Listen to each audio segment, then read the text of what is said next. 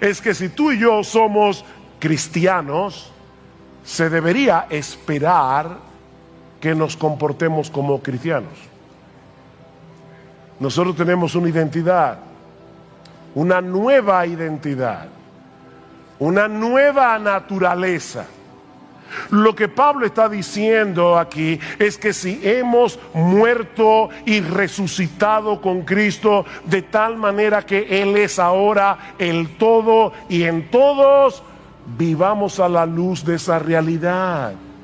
Hay algo que Dios ha hecho por nosotros y en nosotros que hace del pecado una incoherencia. A veces uno se pone una ropa para ir a cierto lugar y dice, no, esa ropa no es apropiada. O a veces los esposos, ¿verdad?, que no tenemos el sentido de la estética que tiene nuestra esposa, nos dice, esa corbata no te pega. Ve a tu closet y toma esa ropa sucia, contaminada, maloliente, y bótala. Desechad también vosotros todas estas cosas: ira, enojo, malicia, maledicencia, lenguaje soez de vuestra boca, la mentira. Versículo 9: porque os habéis vestido del nuevo hombre, el cual se va renovando hacia un verdadero conocimiento conforme a la imagen de aquel que lo creó. Somos un nuevo hombre en Cristo. Y ahora debemos vivir como lo que somos. Él murió en la cruz del Calvario para restaurar en nosotros la imagen de Dios. ¿Y saben dónde vemos la imagen de Dios? Plasmada en Cristo. En el capítulo 10 del Evangelio de Juan, no tienen que buscar ese texto ahora, pero el Señor Jesucristo se presenta a sí mismo como el buen pastor de las ovejas, que vino a dar su vida para que nosotros tengamos vida, que vino a dar su vida para que nosotros tengamos vida en abundancia, dice el texto. Y esa palabra significa literalmente excepcional, o si quieren ponerlo de otra manera, mejor de lo que yo esperaba. La vida que Cristo nos ofrece en el Evangelio no es meramente una especie de póliza de seguro que nos garantiza que iremos al cielo después de la muerte. No, Él vino a satisfacer aquí y ahora nuestras necesidades más urgentes y los anhelos más profundos de nuestras almas.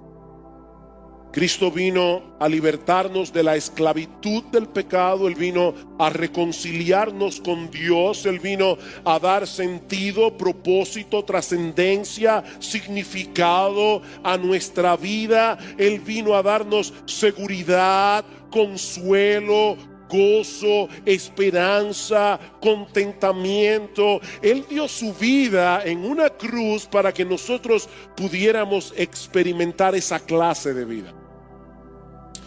Por supuesto, de más está decir que eso no quiere decir, valga la redundancia, que los cristianos estén ajenos a los inconvenientes de vivir en un mundo dañado por el pecado. Nosotros no estamos diciendo que los creyentes deben ir por la vida cantando "Because I'm happy", nada de eso.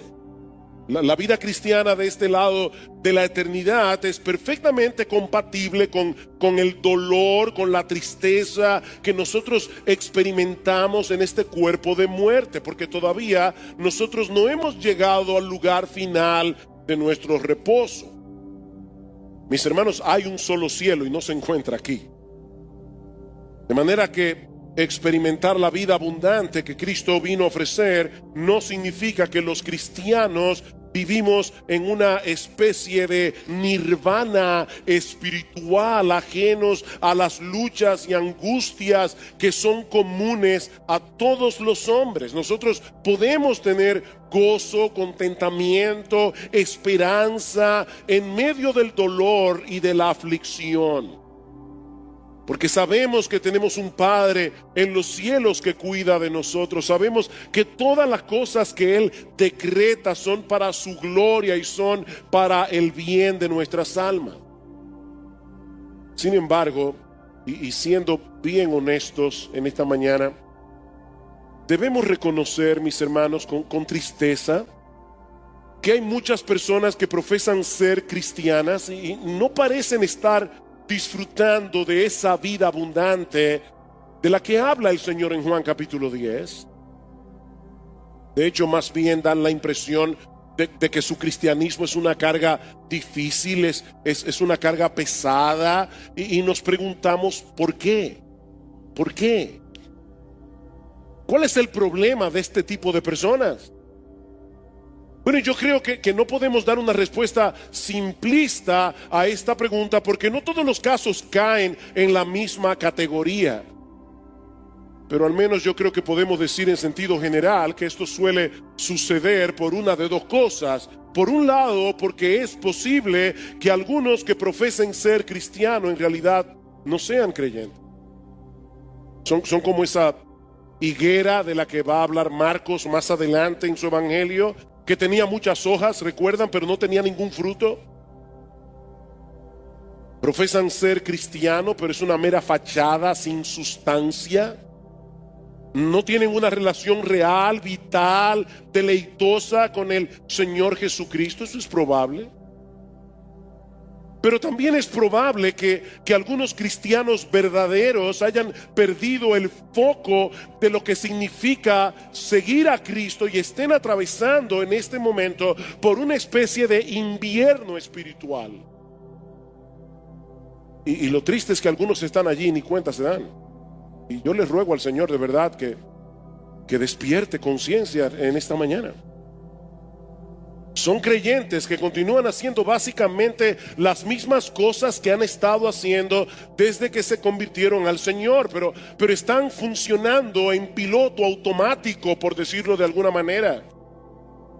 Ese era el problema de la iglesia en Éfeso, a la que el Señor le envía una de sus cartas en Apocalipsis capítulo 2. Él les dice claramente: ustedes están haciendo las mismas cosas de siempre. Sin embargo, yo tengo un problema con ustedes. Ustedes han perdido su primer amor. Ustedes están haciendo lo mismo, pero lo están haciendo con piloto automático. Son creyentes que se han dejado arrastrar por la inercia de sus corazones. Mis hermanos, nuestro corazón, mientras estemos de este lado de la eternidad, tiende hacia las cosas de este mundo, porque el pecado todavía mora en nosotros. Y eso incluye un montón de cosas que no son malas en sí mismas, pero que si se dejan sin freno, tarde o temprano van a desplazar al Señor del centro de nuestra vida y se van a convertir en un ídolo. Este tipo de personas suele tener un serio problema existencial. Un serio problema existencial. Porque ellos no pueden disfrutar plenamente de las cosas del mundo porque sus conciencias no se lo permiten.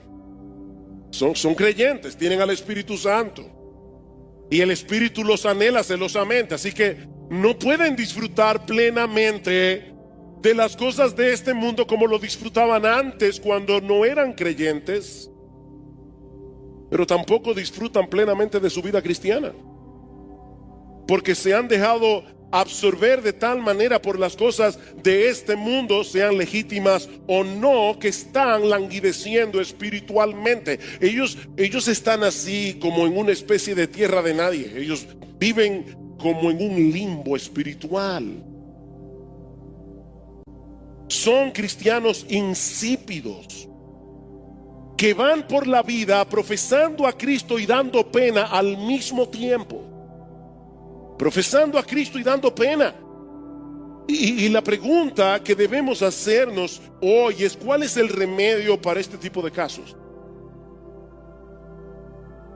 Bueno, yo creo que el remedio es volver a poner en perspectiva lo que significa seguir a Cristo. Y en dependencia del Espíritu Santo, dar media vuelta de regreso a su primer amor.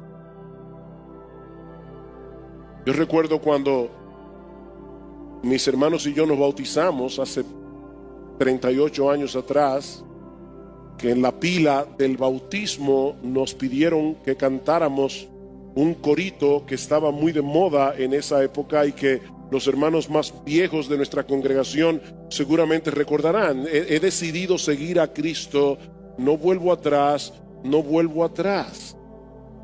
El mundo atrás, Cristo delante, el mundo atrás. No vuelvo atrás, no vuelvo atrás. Y hermanos, eso es lo que yo quiero que ocurra en esta mañana al comenzar a exponer este pasaje del Evangelio de Marcos. Y a propósito, yo he titulado este mensaje Mero Cristianismo. Porque lo que Jesús nos presenta en este pasaje, en los versículos 42 al 50, no es el retrato de un super cristiano que pertenece a una élite especial a la que muy pocos tienen acceso en la iglesia. No, hermanos. Lo que Jesús está describiendo allí es lo que todo verdadero creyente debería estar experimentando en su vida. Esto es mero cristianismo. Mis hermanos, el llamado de Cristo a todos los que quieran seguirle a Él es arrepentirse y creer. Y lo que nosotros tenemos en este pasaje es un llamado a creyentes al arrepentimiento y a la fe.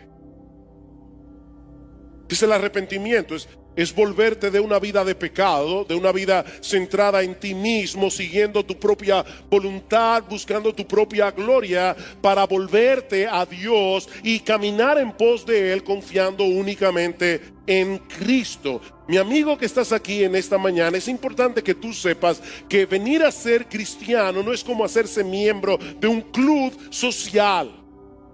De ahora en adelante voy a tratar de seguir las reglas y regularmente voy a pagar mis cuotas de membresía. Voy a venir a la iglesia todas las semanas, voy a leer mi Biblia, o voy a dar gracias por los alimentos. No, es darte cuenta de que toda tu vida has estado caminando por un sendero equivocado, porque has vivido de espaldas a Dios y has estado caminando hacia el pecado.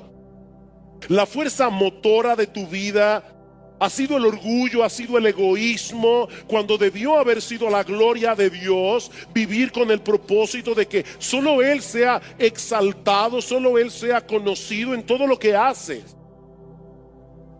Arrepentirse es darte cuenta de que has estado equivocado. Es tomar la decisión de volverte hacia Dios, confiando únicamente en Cristo para el perdón de tus pecados. Es decidir renunciar a tu orgullo, renunciar a tu egoísmo para vivir para Él. Es levantar una bandera blanca de rendición hacia Dios y al mismo tiempo declararle la guerra al pecado. Eso es arrepentirse. Pero hay un detalle que todos los cristianos tienen que tomar en cuenta si desean seguir progresando hacia la madurez. Y es que aunque hay un momento particular en que todo verdadero creyente toma esa decisión de comenzar a seguir a Cristo, esto es algo que nosotros debemos hacer a lo largo de toda nuestra vida. Lo que estoy diciendo, mis amadísimos hermanos, es que la vida cristiana práctica es una vida de arrepentimiento y fe. Es una vida de arrepentimiento y fe. Y eso es básicamente lo que Marcos nos presenta en este tema. Mi intención original era predicar todo este pasaje en la mañana de hoy, pero yo he aprendido con el paso de los años que los mensajes tienen vida propia. Así que mientras seguía trabajando con el versículo 42, pronto me di cuenta que no iba a poder avanzar más allá de este versículo, así que la semana que viene veremos Mero Cristianismo parte 2. Hay 3 aspectos aquí de lo que significa ser cristiano. Hoy veremos solamente uno. El primero, que es un amor radical que procura el bienestar espiritual de los demás, sin importar el precio que tú tengas que pagar por eso. Eso es lo que significa la vida cristiana práctica. Vean una vez más el versículo 42. Cualquiera que haga tropezar a uno de estos pequeñitos que creen en mí, mejor le fuera si le hubieran atado al cuello una piedra de molino de la que mueve un asno y lo hubieran echado al mar. Como tenemos varias semanas estudiando esta porción del Evangelio de Marcos, quiero recordarles que este pasaje se encuentra en medio de una larga conversación en la que Jesús está lidiando con el orgullo, con el corazón orgulloso de sus discípulos. Ustedes recuerdan que unos versículos atrás los apóstoles habían estado discutiendo entre ellos quién era el más importante del grupo. Y en el versículo anterior al que estamos estudiando ahora, los versículos anteriores, Juan le confiesa al Señor, acaba de confesarle al Señor que ellos se habían topado en el camino con una persona que en el nombre de Cristo estaba echando fuera demonios, y dice que ellos se lo prohibieron. ¿Y cuál fue la razón de la prohibición? Que ellos no eran parte del club, ellos no eran parte del grupo. Y es en ese contexto que surge la advertencia del Señor en el versículo 42 que acabamos de leer. Porque el mismo principio pecaminoso que produce rivalidad y envidia ministerial es el mismo principio que produce los tropiezos. Cristo sigue hablando exactamente de lo mismo. Está tratando con el corazón orgulloso de los discípulos. Ahora, hermanos, ¿a qué se refiere Jesús cuando habla de los tropiezos en este pasaje? Es una palabra que aparece varias veces en el Nuevo Testamento, y la idea que comunica es la de hacer o decir cualquier cosa que ponga impedimentos a la conversión de un incrédulo o que ponga impedimentos a la santificación y crecimiento de un creyente. Eso es poner tropiezo. Es estorbar el camino de alguien para que llegue a ser cristiano, o es estorbar el camino de un cristiano para que sea cada vez más semejante a Cristo. O sea, para impedir que sea cada vez más semejante a Cristo. En 1 Corintios capítulo 10 versículo 32, y hablando de manera particular del uso de cosas que son legítimas, pero que pueden llegar a ser un estorbo si se usan de una forma descuidada, Pablo dice a los hermanos en Corinto: no seáis motivo de tropiezo, ni a judíos, ni a griegos, ni a la iglesia de Dios. No sean tropiezo a nadie, ni a los judíos incrédulos, ni a los gentiles incrédulos, ni a los creyentes. Debemos ser muy cuidadosos en lo que hacemos, para evitar en la medida de lo posible que alguien sea dañado con nuestra conducta, que alguien sea dañado con nuestras palabras, con nuestros comentarios, que alguien sea dañado con nuestro ejemplo, aún en el manejo de cosas que son legítimas, de cosas que no son pecaminosas en sí mismas. Debemos evitar a toda costa que debido a nuestro ejemplo no vayamos dejando escombros detrás de nosotros que hagan más difícil que otros puedan venir a Cristo. Eso es lo que Pablo está diciendo. No dejes escombros en el camino, o que otros que ya están en Cristo puedan seguir avanzando hacia la madurez. Y noten, mis hermanos, que la advertencia de Jesús en este pasaje va dirigida a todo el mundo, creyentes o incrédulos. Jesús dice: cualquiera que haga tropezar, cualquiera que haga tropezar. ¿Y saben lo que significa la palabra griega? Literalmente, cualquiera significa cualquiera. Es cualquiera, sea creyente o sea inconverso. Esto es una advertencia para todo el mundo. Cuidado con el que haga tropezar a otro creyente. Cuidado con el que incite a otro creyente a pecar. Cuidado con el que estorbe el crecimiento espiritual de otro creyente. Cuando Cristo habla aquí de sus pequeñitos, no es de niños que Él está hablando. Es de personas que creen en Él. Personas que depositan en Jesús toda su confianza, como un niño deposita su confianza en aquel que le da seguridad. Por supuesto, debemos tener cuidado de no hacer tropezar a nadie, como vimos en ese pasaje de 1 Corintios, Pero en el pasaje de Marcos, de manera particular, el Señor nos está advirtiendo solemnemente que tengamos mucho cuidado con hacer tropezar a una de sus ovejas, a uno de aquellos por quien Él derramó su sangre en la cruz del Calvario. Jesús vino a morir en una cruz para darle vida abundante a esas personas, esa vida abundante de la que hablábamos en la introducción. Y mis hermanos, es aterrador.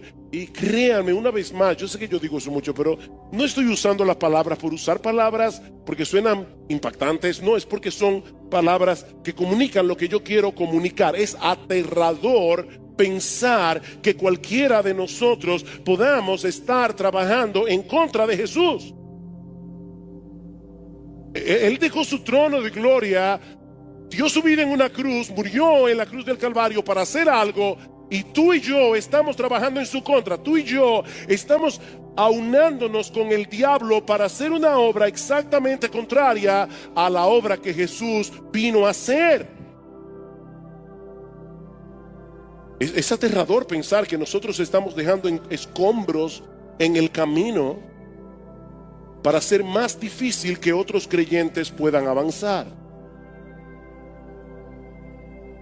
Esto es algo tan terrible a los ojos de Dios que Cristo dice aquí que fuera mejor para esa persona si antes de haber llegado a hacer eso se le hubiera atado en el cuello una piedra de molino de la que mueve un asno y haber sido arrojado en lo profundo del mar. Así de serio es esto. En los días del Señor, los molinos tenían dos piedras circulares para triturar el grano. La piedra de arriba tenía un hueco en medio y giraba sobre la piedra de abajo empujada por un burro. Era una piedra inmensamente grande que podía llegar a pesar hasta 1,5 toneladas. No estamos hablando de cualquier cosa. Y lo que el Señor está diciendo aquí es que hacer tropezar a otro es un pecado tan grave que hubiera sido mejor para esa persona haber muerto previamente de una muerte tan horrible como esa antes de llegar a cometer una acción tan detestable y aborrecible a los ojos de Dios. Mira, hubiera sido mejor que te pusieran 2 botas de cemento y te hubieran arrojado en lo profundo del mar. Y noten que él no dice que esa persona debió haberse colocado una piedra de molino en el cuello y haberse arrojado él mismo. Eso sería suicidio. No, el Señor no está promoviendo el suicidio. Lo que Jesús está diciendo aquí es que hubiera sido mejor para esa persona que lo hubieran arrojado en el fondo del mar con una piedra de molino en el cuello. Esto era un castigo que los romanos reservaban para sus peores enemigos. Era un castigo bárbaro. Y el Señor dice que sería mejor padecer esa clase de castigo antes que sufrir el castigo de Dios por haber hecho caer en pecado a alguno de sus hijos o haber entorpecido su crecimiento espiritual. Repito, hermanos, esto es serio. Este es el tipo de advertencia que nadie debe tomar a la ligera. Y lo que sorprende de este texto es que el Señor está haciendo esta advertencia, no lo olviden, a sus propios discípulos. A sus propios discípulos. Vean una vez más los versículos 35 al 37 que estudiamos la semana pasada, cuando ellos estaban discutiendo quién de nosotros es el mayor, sentándose, llamó a los dos y les dijo: si alguno desea ser el primero, seré el último de todos y el servidor de todos. Y tomando a un niño, lo puso en medio de ellos, y tomándolo en sus brazos les dijo: el que reciba a un niño como este en mi nombre, a mí me recibe. El que me recibe a mí, no me recibe a mí, sino al que me envió. El Señor está tratando con el orgullo que se estaba manifestando en la relación entre ellos, y les dice que el camino para llegar a ser grande en el reino de Dios, ¿saben cuál es? Ocupar el último lugar y servir a todo el mundo. Ese es el camino para llegar a ser grande. O si quieren ponerlo de otro modo, es un camino de humildad que se manifiesta en servir a otros simplemente porque son de Cristo. Lo que el Señor quiere hacerle ver a sus discípulos es que debido a la relación que nosotros tenemos con Él, estamos unidos a Él. El que le sirve a uno de los suyos, por ser uno de los suyos, en realidad le está sirviendo a Cristo. Le está sirviendo a Cristo. Todo cristiano que recibe a otro cristiano y le sirve, está recibiendo y está sirviendo a Cristo, porque Él vive en nosotros. No podemos aislar a Cristo de los cristianos. Es lo mismo que nosotros vemos en esa escena que nos presenta Jesús del día del juicio en Mateo capítulo 25. ¿Recuerdan cómo Él va a llamar a los justos y le va a decir: entren al reino preparado por vuestro Padre, porque tuve hambre y me diste de comer, tuve sed y me diste de beber, todo lo demás? Y los justos le dirán: Señor, ¿y cuándo nosotros te hicimos todo eso?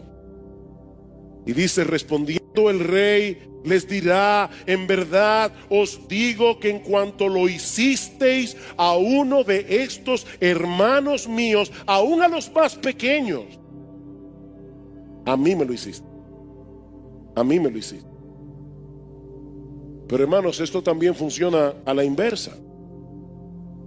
Cuando alguien le hace daño a un cristiano, es contra Cristo mismo que está pecando. Eso fue lo que el Señor le hizo ver a Saulo de Tarso antes de que llegara a ser el apóstol Pablo. Jesús se le presenta en el camino a Damasco y le dice: Saulo, Saulo, ¿por qué me persigues? Y Pablo le pregunta: Señor, ¿quién eres? Y él le dice: yo soy Jesús. Yo soy Jesús a quien tú persigues. Es tal la identificación de Cristo con su pueblo que perseguir a la iglesia, hacerle daño a la iglesia, atentar contra la iglesia, es perseguir a Jesús, es atentar contra Jesús. De manera que cuando un creyente le pone tropiezo a otro creyente, está cometiendo un pecado contra Cristo mismo de enormes proporciones. Y hermanos, hay muchas maneras de hacer eso. Hay muchas maneras de hacer eso. La más obvia de todos es incitar a otros a pecar contra Dios, a violar los 10 mandamientos, ya sea con nuestro ejemplo, ya sea con nuestras palabras. Un novio que seduce a su novia o viceversa para que tengan una relación impura antes del matrimonio, ya sea que lleguen o no a tener relaciones sexuales, se están convirtiendo en una piedra de tropiezo para el otro. Un creyente que invita a otro a ver una película que no debe ver o a visitar un lugar que no deben visitar, sobre todo si es alguien nuevo en la fe, lo están haciendo tropezar. Una creyente que no tiene en cuenta la modestia en el vestir, que usa ropa sensual, ropa provocativa, que deja ver más de lo que una mujer piadosa y temerosa de Dios debería dejar ver, es una piedra de tropiezo. Cuando usamos nuestra libertad descuidadamente, nuestra libertad sin tomar en cuenta el impacto que eso puede tener en la vida espiritual de otros creyentes, estamos siendo piedra de tropiezo. Pablo pone el ejemplo del vino en Romanos capítulo 14. Habían hermanos que venían de un trasfondo pagano donde el alcohol era un problema. Y sí, la Biblia no prohíbe el uso del vino, pero cuando un creyente en el uso de su libertad no tiene en cuenta que puede tener delante de él una persona que puede tropezar, que puede ser movida a su antiguo estilo de vida y no le importa, Está siendo piedra de tropiezo. Pablo dice, si yo tengo que por amor a Cristo y por amor a los hermanos dejar de comer carne y dejar de beber vino para el resto de mi vida, no hay problema.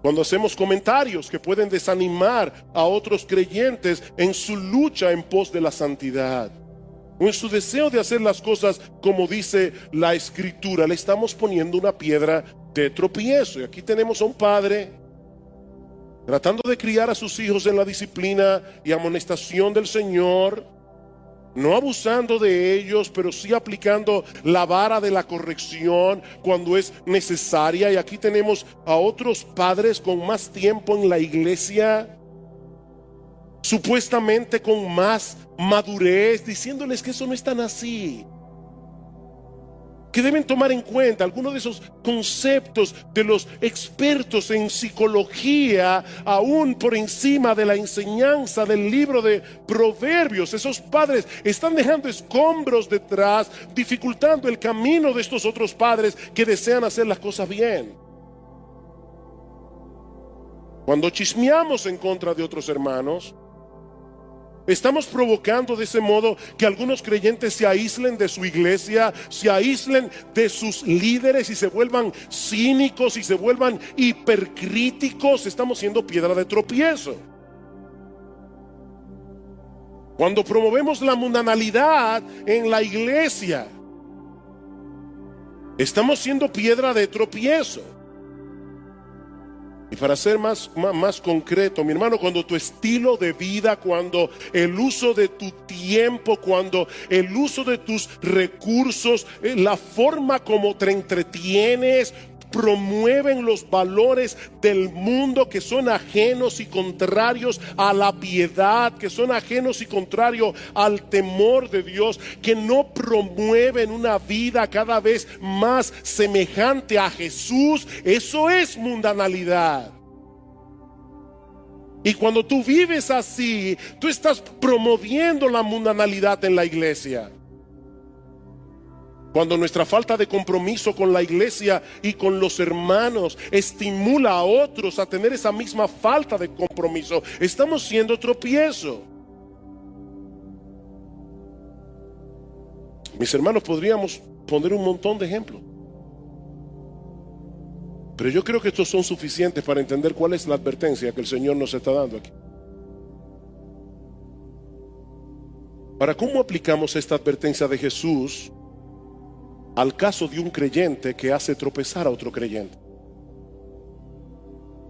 ¿Puede un cristiano perder la salvación por hacer tropezar a otro cristiano? Porque Cristo dice aquí, de verdad, mejor te hubiera sido que te hubieran puesto una piedra de molino de asno y te hubieran arrojado en el fondo del mar. ¿Puede un cristiano perder la salvación? Por supuesto que no. Por supuesto que no. La salvación de un verdadero creyente no se puede perder de ninguna manera, porque eso depende enteramente de la justicia perfecta de Cristo y no de nuestras buenas obras. Y gloria al Señor por eso. Pablo dice en Filipenses capítulo 1 versículo 6 que comenzó en nosotros la buena obra, Él la perfeccionará hasta el día de Jesucristo. Él no deja nada inconcluso. Si Él derramó su sangre por ti en la cruz del Calvario, mi hermano, mi hermana, tú puedes estar seguro de que vas a llegar a la gloria. Porque ya Jesús hizo todo lo que había que hacer para que eso ocurra con toda certeza. Entonces, ¿para qué está esa advertencia aquí? Yo pienso que esa advertencia tiene al menos dos propósitos. Por un lado, para hacernos ver, mis amadísimos hermanos, miembros de Iglesia Bíblica del Señor Jesucristo, para hacernos ver que el hecho de que un creyente haga tropezar a otro creyente no es menos odioso delante de los ojos de Dios que si lo hubiera hecho un impío. No es menos odioso. Pablo dice en 1 Corintios 8:12, cuanto pecas contra los hermanos, hiriendo sus conciencias débiles, contra Cristo pecáis. están siendo cómplices del diablo en dañar un alma por la que Cristo derramó su sangre en la cruz del Calvario con el propósito de santificarla. ¿Recuerdan Efesios 5? Maridos, amad a vuestras mujeres así como Cristo amó a la iglesia. Cristo amó a la iglesia y se entregó a sí mismo por ella para santificarla. Y tú te estás aliando con el diablo para que ocurra en la vida de esa persona algo contrario, para que él sea más mundano, para que él sea menos piadoso, para que él le tema menos a Dios, para que ame menos a la iglesia, para que ame menos a los líderes, para que ame menos a los hermanos, para que viva una vida menos obediente. Eso es odioso a los ojos de Dios. Él dio su vida para que esta persona pudiera ser rescatada de la esclavitud del pecado, para que pudiera crecer en santidad, y tú le estás arrojando escombros en el camino para que se le haga más difícil avanzar hacia la madurez, para que sea menos semejante a Jesús. ¡Wow! Eso es detestable a los ojos de Dios. Miren, mis hermanos, los cristianos no merecemos un castigo menor que el de los impíos cuando hacemos eso. ¿Oyeron eso?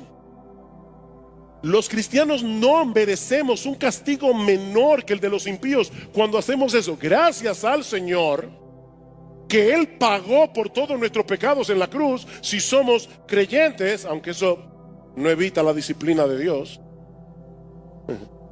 Pero Él pagó por nuestros pecados, incluyendo el pecado de hacer tropezar a otros.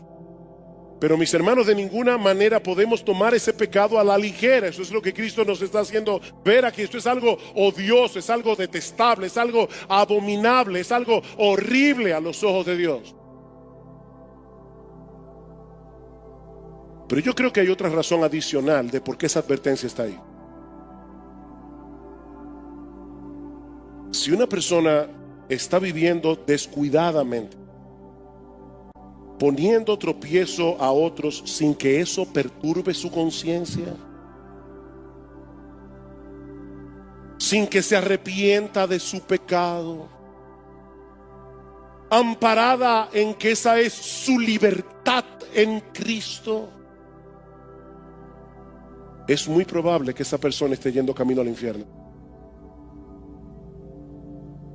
Es muy probable que esa persona esté yendo camino al infierno pensando que es un creyente y no lo es.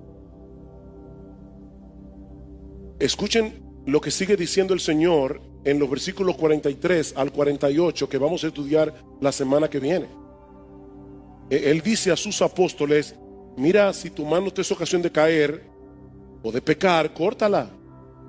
Córtala, porque te es mejor entrar en la vida manco que teniendo las dos manos ir al infierno, al fuego inextinguible. No olviden que ahí había uno que parecía ser del grupo y no era del grupo. Se llamaba Judas y terminó en el infierno. Judas no tomó en serio esta advertencia y él estaba allí. Si tu pie te es ocasión de pecar, córtalo. Te es mejor entrar cojo a la vida que teniendo los dos pies ser echado al infierno, donde el gusano de ellos no muere y el fuego no se apaga. Si tu ojo te es ocasión de pecar, sácalo, porque te es mejor entrar al reino de Dios con un solo ojo que teniendo dos ojos ser echado al infierno. Lo que Jesús está diciendo aquí es: la vida eterna, el reino de los cielos es tan valioso que vale la pena dejar fuera, echar fuera las cosas más valiosas que nosotros tenemos. Él no está enseñando aquí que nos mutilemos. Él no está enseñando literalmente que nos saquemos los ojos. Él está enseñándonos aquí que el discipulado tiene un costo.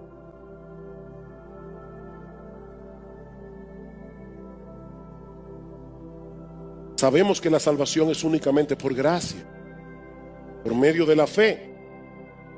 De hecho, esta tarde creo que el pastor Salvador va a estar predicando acerca de la relación de la fe y las obras. Hermanos, la Biblia dice que una fe que no produce obras es una fe que está muerta. Y de las obras que produce la fe, la más evidente es el amor a los hermanos. Porque tú puedes decir que tú amas a Dios, pero como Dios no se ve, es muy fácil decir eso. La prueba más evidente de que tú amas a Dios es que tú amas a los hermanos.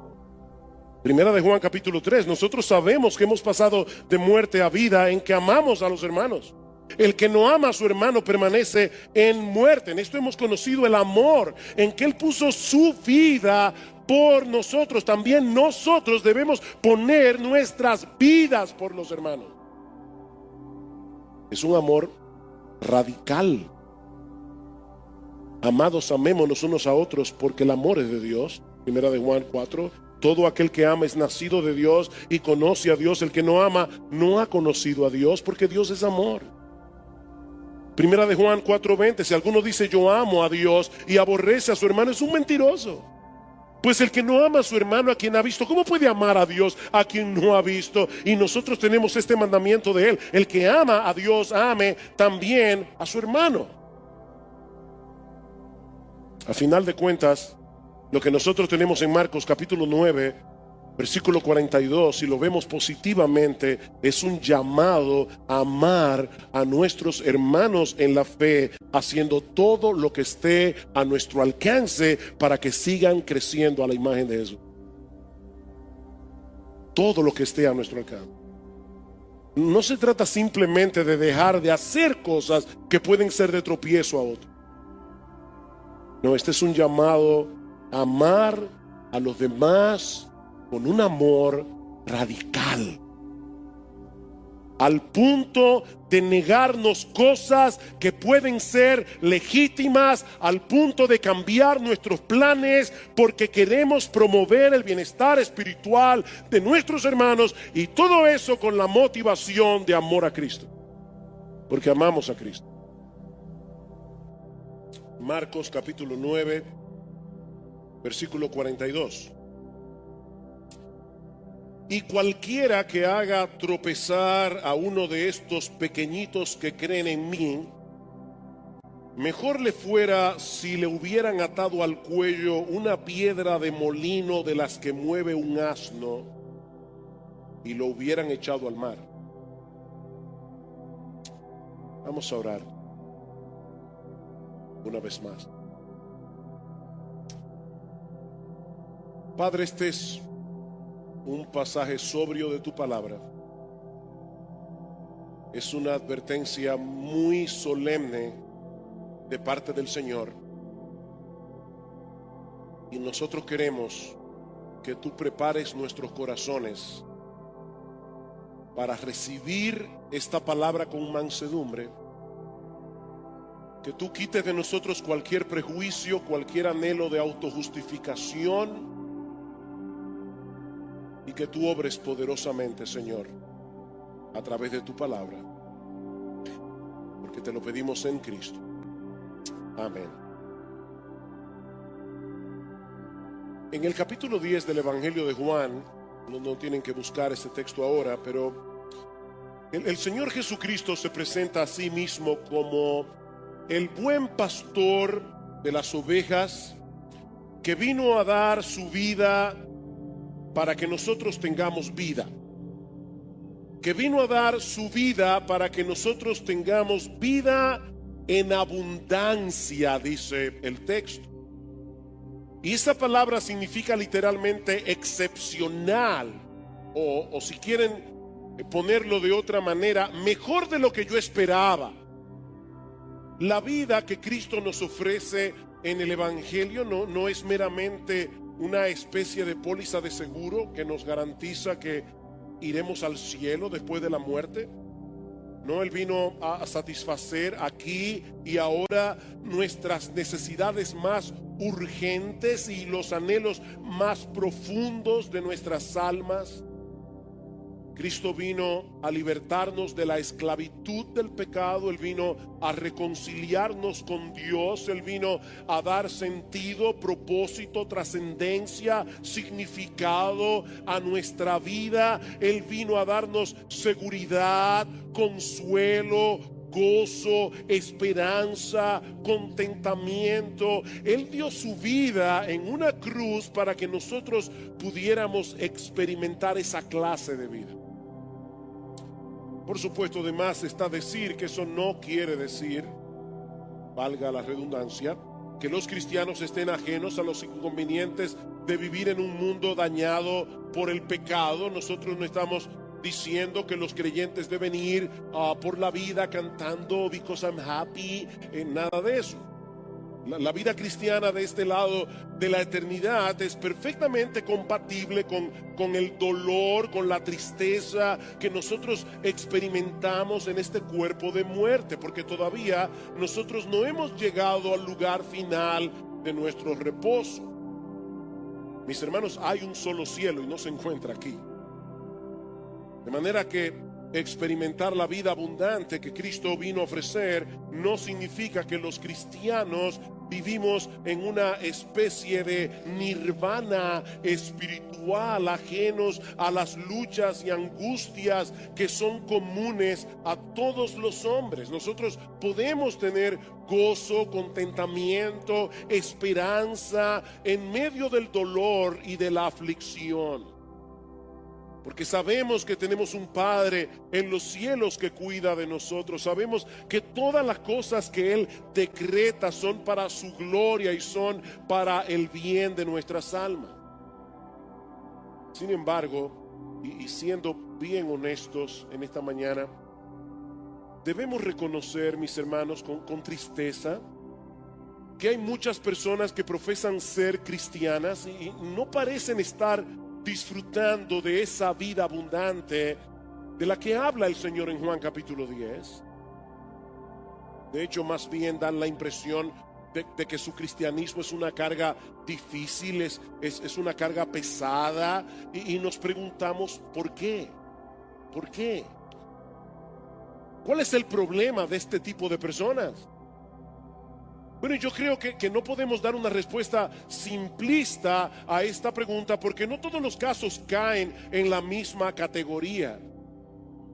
Pero al menos yo creo que podemos decir en sentido general que esto suele suceder por una de dos cosas. Por un lado, porque es posible que algunos que profesen ser cristianos en realidad no sean creyentes.